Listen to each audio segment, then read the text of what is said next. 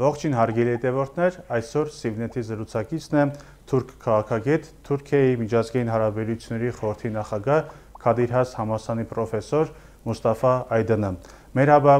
Ողջունում եմ ձեզ, պարոն Այդեն, բարի գալուստ։ Շնորհակալ եմ այս հնարավորության համար։ Բարև ձեզ, ես էլ եմ ողջունում։ Շնորհակալ եմ հրավերի համար։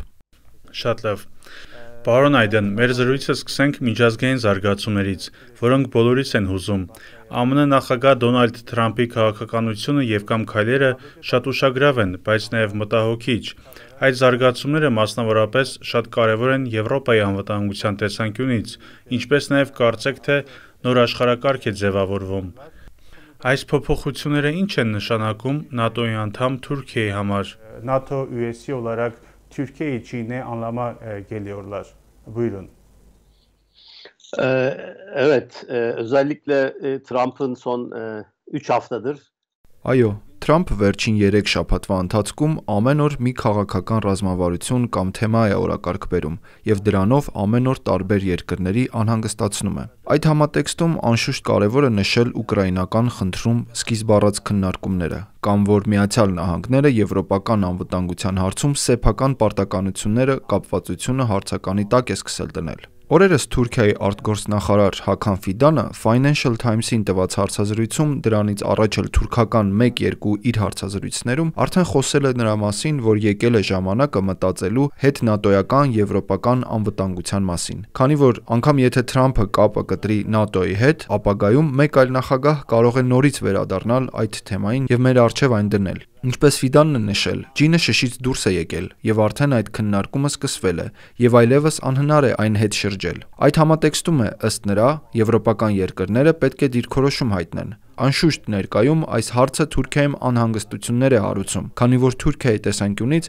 ՆԱՏՕ-ի անդամակցությունը սեփական անվտանգության համար կարևոր է։ Սակայն անվտանգությունից բացի այլ հանգամանք էլ կա։ Այն է, որ ՆԱՏՕ-ն Թուրքիային արևմուտքին կապող հիմնական կառույցն է։ ՆԱՏՕ-ի թուլացման եւ կամ չգոյության պարագայում Թուրքիան եվրոպական անվտանգության կառուցման տեսանկյունից անշուշտ պետք է դիրքորոշում որդեգրի եւ ցանկանում է դրանում ներգրավվել։ Այստեղ միակ հարցն այն է, թե Եվրոմիությունը ինչ է անելու, քանի որ այն առանձին միավորում է։ Սակայն մինչև այժմ հնարավոր չեղավ եվրոպական անվտանգությունն ապահովել Եվրոմիության միջոցով։ Եվ եթե նայենք վերջին քննարկումներին, ապա դրանք Եվրոմիությունից անդին են գնում։ Վերջերս Լոնդոնում ուկրաինական խնդրով անցկացված քննարկմանը մասնակցում էին Մեծ Բրիտանիան, Կանադան, Թուրքիան եւ այլն։ Հետևաբար Թուրքիան համարում է, որ տեղ ունի գրավվելու այս զարգացումներում։ Վերջին շրջանում Թուրքիան զարգացրել է սեփական ռազմաարդյունաբերությունը, ունի փորձառու զինված ուժեր եւ հաշվի առնելով այն, որ տարբեր տարածաշրջաններում Ռուսաստանի դեմ պայքարում գրանցվել է հաջողություններ, համարում է, որ կարող է նոր անվտանգային համակարգում ներդրում ունենալ։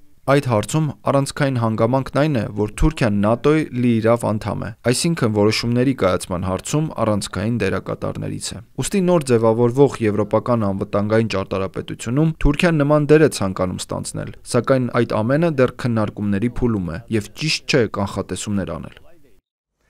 Mustafa Bey, eğer NATO'nun zayıflanması olası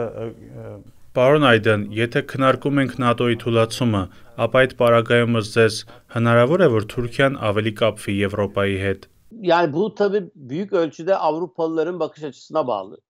Դա մեծամասամբ կախված է եվրոպացիների մոտեցումներից։ Թուրքիան ներկա փուլում հետաքրքրված է Եվրոպայի հետ ավելի մոտ կապեր հաստատելու հարցում։ Երկար ժամանակ Թուրքիայի իրականացրած բալանսավորման քաղաքականությունը հիմնվում է տվյալ տարածաշրջանում տարբեր դերակատարների հետ համագործակցության մոդելի վրա։ Օրինակ, Թուրքիան ցանկանում է հարաբերություններ զարգացնել Ռուսաստանի, ԱՄՆ-ի, ինչպես նաև Եվրոպայի հետ։ Ինչպես գիտեք, Թուրքիան Եվրոմիության հետ անդամակցության հարցով բանակցությունների մեջ է, սակայն այդ գործընթացը երկար ժամանակ է սառեցվել է, կասեցվել։ ԵՄ պետությունները Թուրքիայի անդամակցության խոստումներ չեն տվել, եւ այնպես էին պահում, կարծես այդ գործընթացն ավարտվել է։ Սակայն վերջին 10-15 օրվա ընթացքում Թուրքիայի հետ երկխոսող արևմտյան ղեկավարները եւ ԵՄ հանձնակատարը, որը պատասխանատու է Եվրոմիության ընդլայնման հարցերով, Թուրքիայի ժամանել եւ խոսել է Թուրքիայի լիակատար անդամակցության մասին։ Գործընթացը վերակենդանացնելու նպատակով։ Evet, yani Avrupa Birliği ülkeleri kendileri Այո,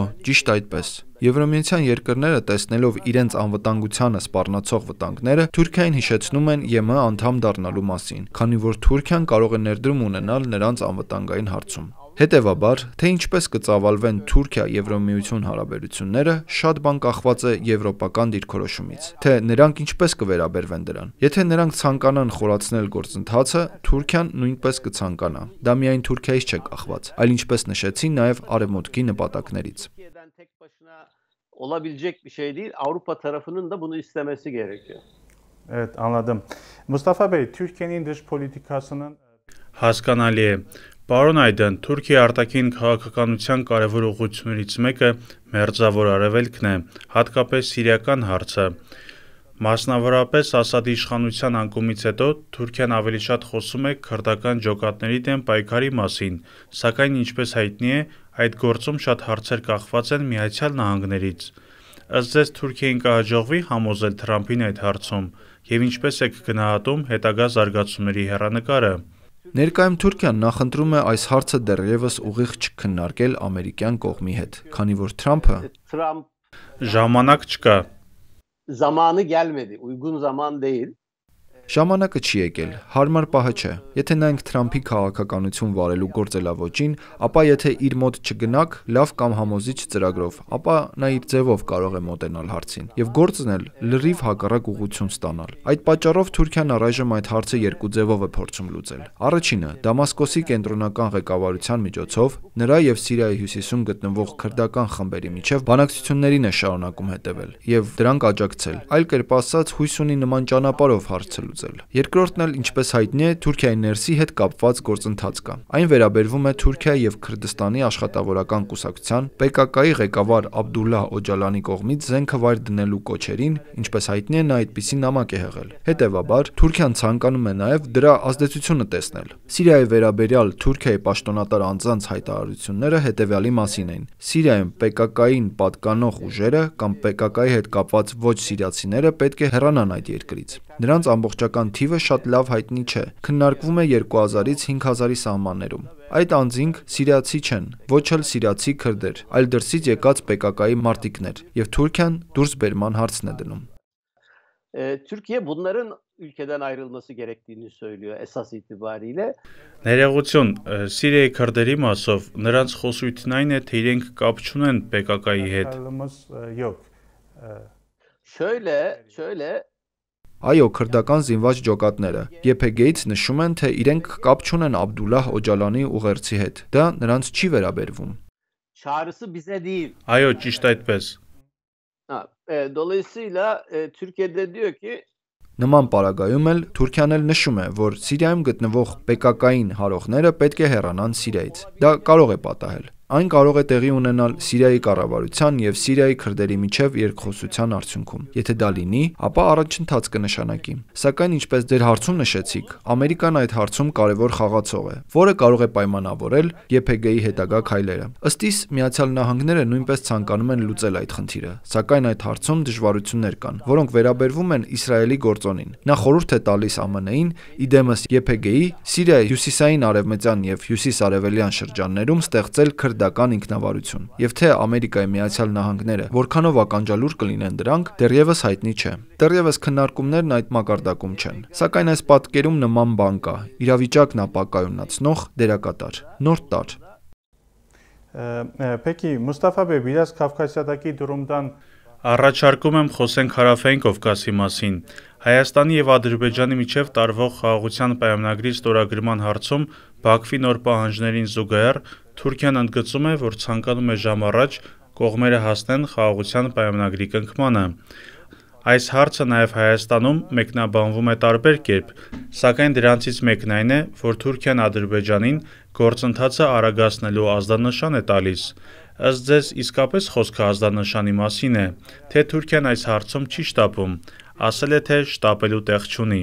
Sinyal mı yoksa Türkiye'nin hiç acelesi yok mu? Yani Türkiye hiçbir yere acele etmiyor. Yani Türkiye bu sorunun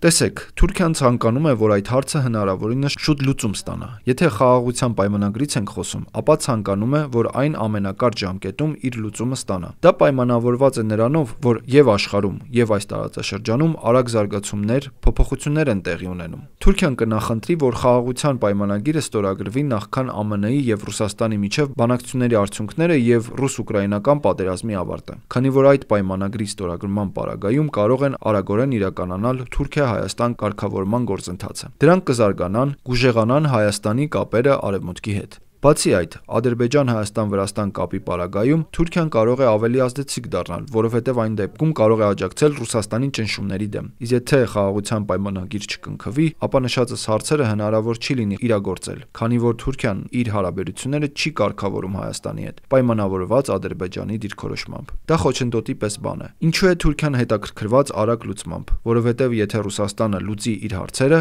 եւ հակամարտությունը ավարտվի, նորից Կովկասում կարող է հանդես գալ ուժային դիրքերից եւ քաղաքական ճնշում գործադրել։ Արդեն իսկ նկատում ենք, որ Վրաստանում Ռուսաստանին մոտ կանգնած իշխանություններ է։ Դրանից հետո էլ ճնշում գործադրելով Հայաստանի նկատմամբ Երևանը արևմուտքի փոխարեն կարող է մերձենալ Ռուսաստանի հետ։ Նույն ձևով էլ Ադրբեջանի վրա կարող է ճնշում գործադրվել, ինչի հետևանքով կփչանա Թուրքիայի պատկերացրած հավասարակշռությունը։ Դրա համար ավելի մեծ պատկերի համատեքստում Թուրքիան ցանկանում է, որ հնարավորինս շուտ խաղաղություն կնքվի։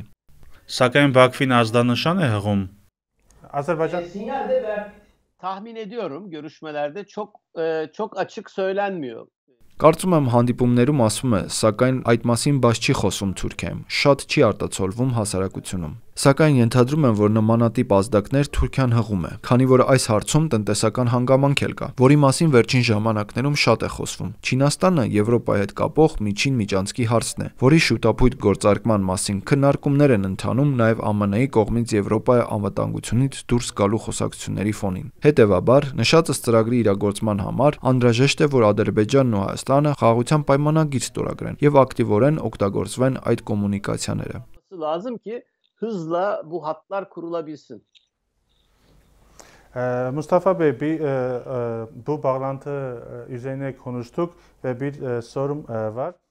Պարոն Այդեն, այդ կոմունիկացիաների մասին խոսեցինք, հարց ունեմ դրա հետ կապված։ Հայաստանի տարածքով Ադրբեջանը Նախիջևանին կապող ճանապարհը Բաքուն միջանցք է անվանում եւ անարգել անցում է պահանջում։ Այնինչ Հայաստանը պատրաստ է հեշտացված հիմունքներով ճանապարհ տրամադրել, սակայն սեփական ինքնիշխանության պայմանով։ Այս հարցի առնչությամբ ո՞րն է Թուրքիայի տեսակետը։ Türkiye bu konuda neyi tercih ettiğiyle ilgili çok net açıklama yapmıyor. Թե որ տարբերակն է Թուրքիային հակված, նա շատ բաց չի նշում։ Ըստ իս թուրքական կողմը հակված է սպասելու երկու կողմի բանակցությունների արդյունքին, որովհետև խոսքը բանակցության մասին է, եւ կողմերը կարող են ավելի լավ արդյունքների հասնեն, եթե երրորդ երկրները չմիջամտեն բանակցային գործընթացին։ Նախկինում Թուրքիան փորձեց միջնորդի դեր ստանձնել, սակայն որևէ արդյունք չգրանցվեց։ Փոխարենը Երևանն ու Բաքուն երկկողմ բանակցությունների արդյունքում էական ճանապարհ են անցել։ Համենայն դեպս իմ կարծիքով տպավորությունն այն է, որ երկու կողմերը միջանցքի հարցում ունենալով հակասական տեսակետներ կարող են բանակցությունների միջոցով ընդհանուր հայտարարի գալ։ Այդպես եմ տեսնում։ Ոչ միանգամայն Ադրբեջանի ուզածով։ Ոչ էլ Հայաստանի, այլ ընդհանուր մի լուծման տեսք։ Եվ այս պարագայում երրորդ երկրների, այդ թվում Թուրքիայի ներգրավվածությունը միայն կբարթացնի բանակցային գործընթացը։ Հետևաբար Թուրքիան այդ հարցով պաշտոնական հայտարարություն չի անում, միայն այդ կապուղու կարևորությունն է նշում։ Buna Türkiye de dahil. Ստացվում է Թուրքիան սպասում է։ Այո, ցանկություն է հայտնում եւ նշում, որ լավ կլինի բոլորի համար։ Önceki soruma devam ederek Նախորդ հարցը շարունակելով խոսեցինք, որ Թուրքիայի տեսանկյունից շատ կարևոր են տարածաշրջանի կապուղիները, ճանապարհներն ու միջանցքները։ Ձեր կարծիքով հնարավոր է, որ Անկարան ինչ-որ փուլում որոշում կայացնի Բաքվին չսպասել եւ Երևանի ուղղությամբ դրական քայլ կատարել։ atması sizce mümkün mü? Yani çok uzun vadeyi bilmek kolay değil ama kısa vade. Կարճատև հեռանկարում այսպիսի հավանականություն չի նշмарվում։ Թուրքիայի կապը Ադրբեջանի հետ բավականին լայն է։ Այն ընդգրկում է տնտեսական, ռազմական տնտեսական, աշխարհաքաղաքական, պատմական, էթնիկ բաղադրիչները եւ այլ հանգամանքներ։ Ադրբեջանն էլ Թուրքիայի ժողովրդի հանրության համար կարևոր երկիր է, ինչը կառավարության համար էլ դժվարացնում է տարբեր քայլերի դիմելը կամ էլ ոչ անհրաժեշտ է այն դարձնում։ Եթե Թուրքիայի տեսանկյունից մի կողմից նայում ես Ադրբեջանի, իսկ մյուս կողմից Հայաստանի գործոնին, ապա քանի դեռ Ադրբեջանը չի համոզվել այդ հարցում, ես չեմ կարծում, որ Թուրքիան միջնաժամկետ հեռանկարում ինչ-որ քայլ կանի։ Սայ Մուստաֆա բեյ, Պարոն Այդեն, շատ շնորհակալություն։ Ձեզ լավ օր եմ աղթում։ Լավ եղեք, խնդրեմ, լավ հաղորդումներ։ Շնորհակալություն։ Հարգելի հետևորդներ, հիշեցնեմ, որ զրուցում էի թուրք քաղաքագետ Քադիրհաս Համասանի պրոֆեսոր Մուստաֆա Այդանի հետ։ Շնորհակալություն, կհանդիպենք։